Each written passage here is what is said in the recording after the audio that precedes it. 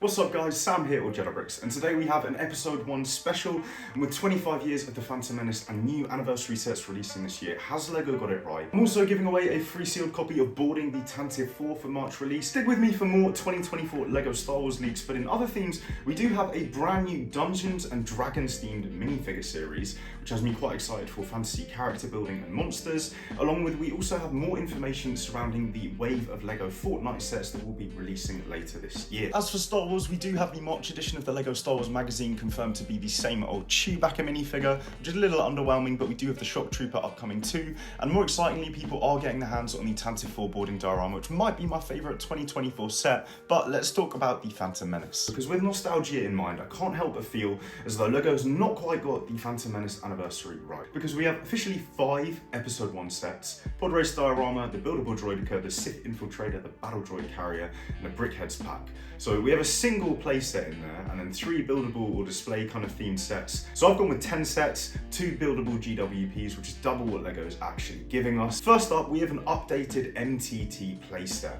at around a $200 price point, with 10 to 12 droid minifigures, and including all the play features which make set 7622 such an iconic and sought after build. It would need to be in the scale of the recent ATTE or the last clone turbo tank, and I know that I'm not the only one who thinks LEGO's missed an opportunity with this MTT. Moving on to our GWPs, which are some of my favourites here, we start with the return of collectible minifigure poly bags and a Shmi Skywalker minifigure. This could be the lower GWP threshold, which means that this would go really well with our next GWP in a similar style, size and piece count to the Lars family kitchen homestead. Mini diorama of Anakin's hut capturing the Chosen One's life on Tatooine, and I think if you pair that with the Shmi Skywalker collectible minifigure, you have a really nostalgic set of GWPs. Now LEGO's decided to give us the battle droid carrier for our May 4th GWP. Now for LEGO to lock basically a battle droid battle pack behind a $160 GWP paywall is pretty silly to me, and so I'm just going to turn this straight into a classic updated droid battle pack at $20.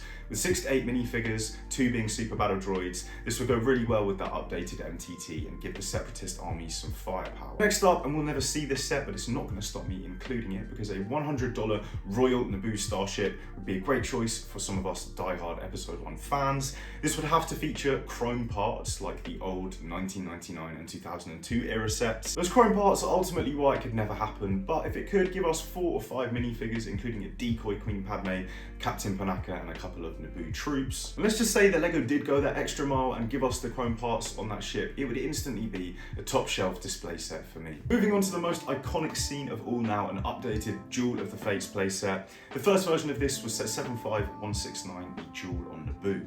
And this has some excellent play features, but the build is a little bit clunky and small.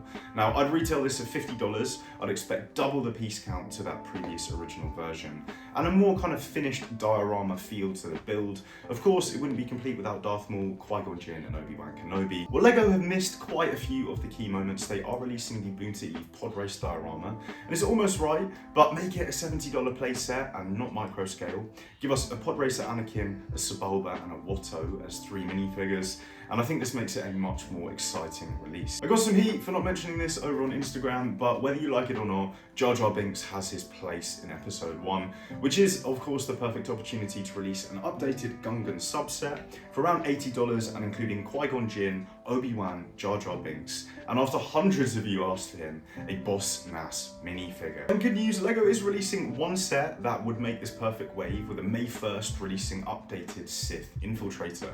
And if you're not already hyped, here's a healthy dose of nostalgia. We are going to have to see how this turns out, because there's been 9 years of LEGO updates to this set, but so far so good. So perfect, LEGO Star Wars Episode 1 The Phantom Menace wave could be complete without an N1 Starfighter, and while I would love to see an updated UCS set, maybe at the $250 price point, I would be happy with a playset, a counterpart to the Sith Infiltrator. So we do still have an Episode 1 themed $250 UCS set here, a Trade Federation Lucre Hulk class battleship.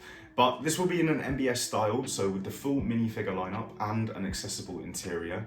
The minifigures will be Qui-Gon Jinn, Obi-Wan, Newt Gunray, Rune Hako, 2 Droideka minifigures and 6 battle droids. Inside, I would want to see the original Jedi defense scenes recreated, along with a full decked out command room. I'm sure I missed something, so get at me down in the comments, but that is pretty much everything. And as soon as I know more about any 2024 leaks, I will update you guys. If you're new here, be sure to subscribe because that's all I've got. I'll see you guys on the next video.